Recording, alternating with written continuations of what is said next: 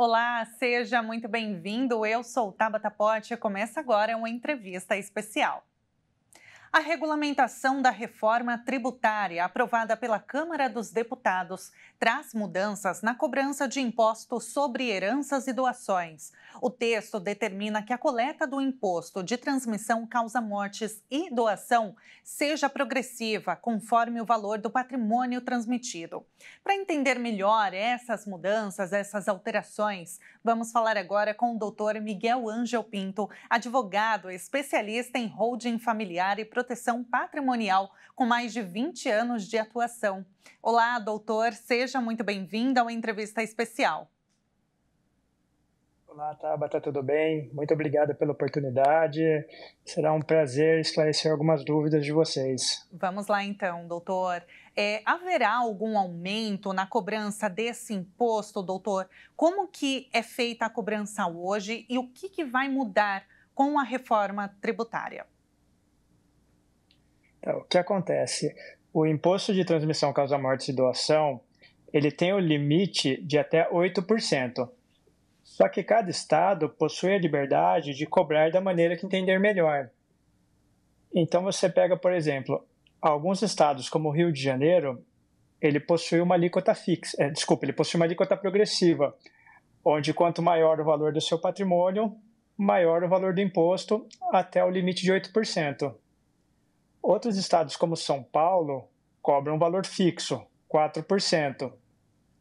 Com a reforma tributária, todos os estados terão que adotar essa alíquota progressiva, até o limite de 8% por enquanto. Uhum. E aí, no caso, essas alterações, elas já estão em vigor, doutora, ou quando que vão entrar em vigor? Então, a reforma ela foi aprovada no final do ano.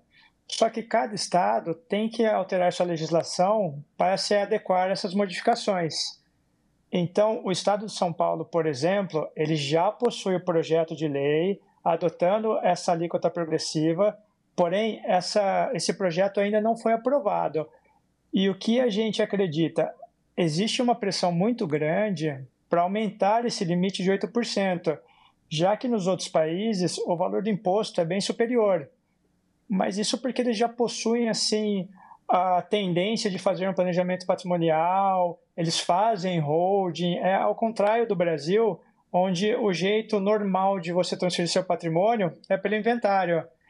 Então, a gente acredita que essas alterações passarão a valer a partir do ano que vem, porém ainda não foram aprovadas as alterações estaduais em decorrência dessa possibilidade do aumento do valor do imposto.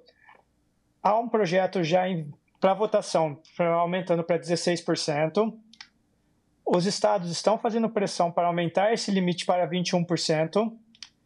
E você verifica direto o Haddad, a Tebet, dando entrevista, falando que para eles o valor ideal seria 30% do imposto.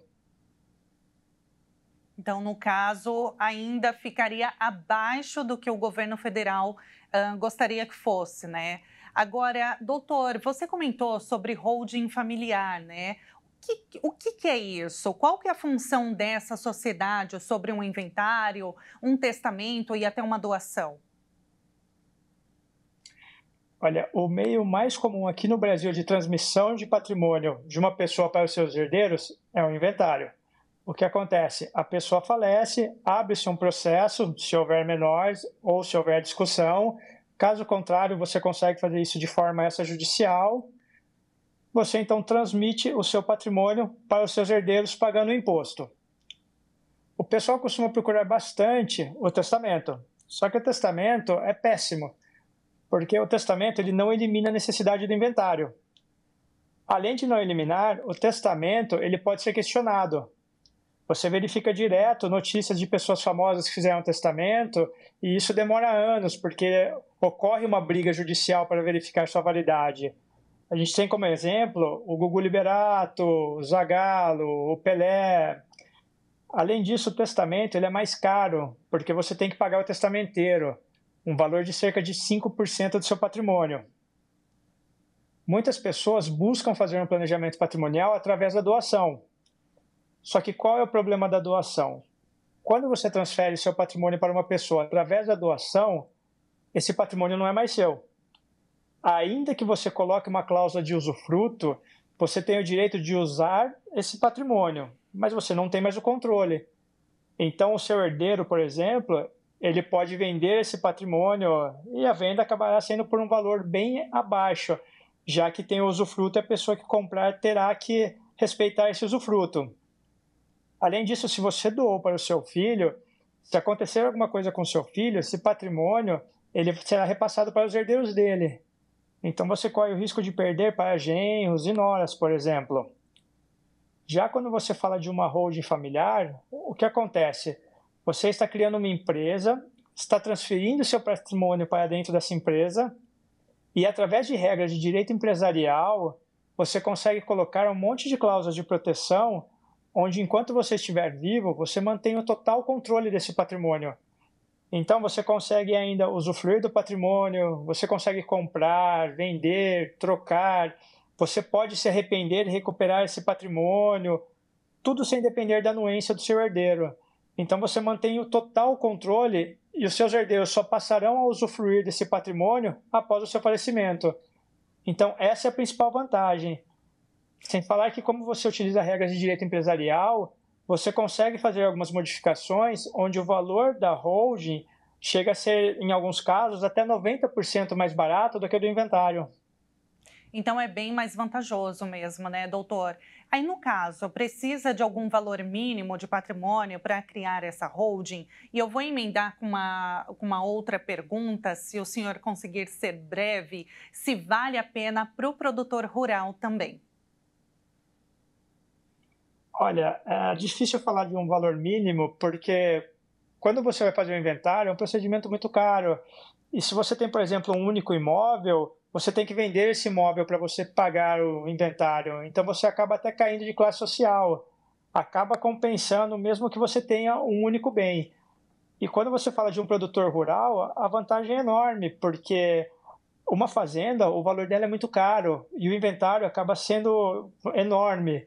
Então, muitas vezes, o produtor e seus herdeiros precisam vender essa fazenda, vendem por um valor muito baixo, já que está em inventário, precisam pagar um ganho de capital alto, já que normalmente a fazenda no imposto de renda está declarada por um valor muito baixo. E outra vantagem é que você fazendo uma holding, você consegue proteger seu legado, você consegue manter essa propriedade dentro da sua família por várias gerações. Perfeito, doutor. E aí, no caso, então, só para finalizar, a pessoa que quiser fazer essa holding, estudar melhor o assunto, buscar um especialista, um advogado especialista como você, por exemplo, é o ideal.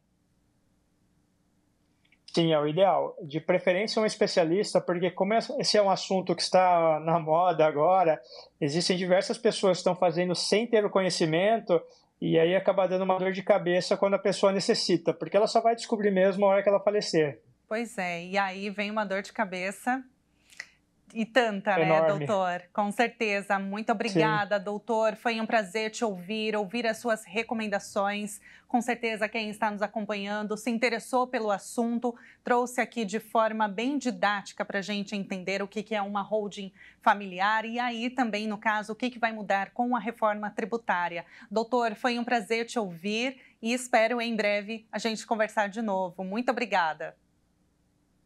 Eu que agradeço, o prazer foi meu e fico à disposição. Perfeito, muito obrigada. Nós acabamos de conversar com o doutor Miguel Ângel Pinto, advogado especialista em holding familiar e proteção patrimonial. Fica então as recomendações.